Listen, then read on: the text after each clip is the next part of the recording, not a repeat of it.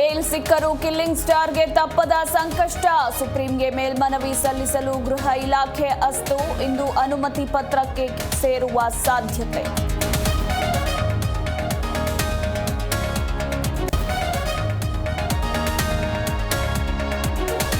ಸಚಿವೆ ಲಕ್ಷ್ಮಿ ವಿರುದ್ಧ ಅವಾಚ್ಯ ಪದ ಬಳಕೆ ಕೇಸ್. ಬೆಳಗಾವಿಯಲ್ಲಿ ಸಿಐಡಿ ತಂಡದ ವಿಚಾರಣೆ ಆರಂಭ. ಸುವರ್ಣಸೌಧಕ್ಕೂ ಅಧಿಕಾರಿಗಳು ಭೇಟಿ ಸಾಧ್ಯತೆ.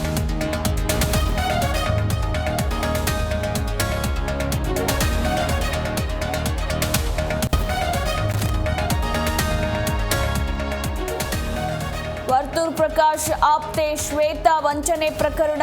ಆರೋಪಿ ಶ್ವೇತಾ ವಿರುದ್ಧ ಮತ್ತೊಂದು ಎಫ್ಐಆರ್ ದಾಖಲು. 20 ಲಕ್ಷ ವಂಚನೆ ಅಂತ ಹೊಸ ಕೇಸ್ ಬುಕ್.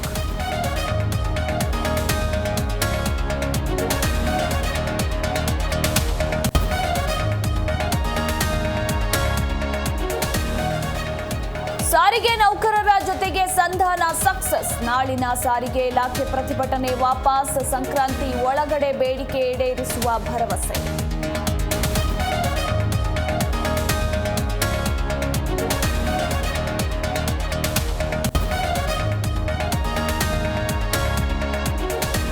ಹೊಸ ವರ್ಷಾಚರಣೆಗೆ ಸಿಲಿಕಾನ್ ಸಿಟಿ ಸಜ್ಜು. ಸೆಲೆಬ್ರೇಷನ್ ಸ್ಪಾಟ್ಗಳ ಮೇಲೆ ಖಾಕಿ ಹದ್ದಿನ ಕಣ್ಣು. 10,000 ಕ್ಯಾಮೆರಾ ಫಿಕ್ಸ್. ಗಲ್ಲಿ ಗಲ್ಲಿಯಲ್ಲೂ ಪೊಲೀಸ್ ಗಸ್ತು.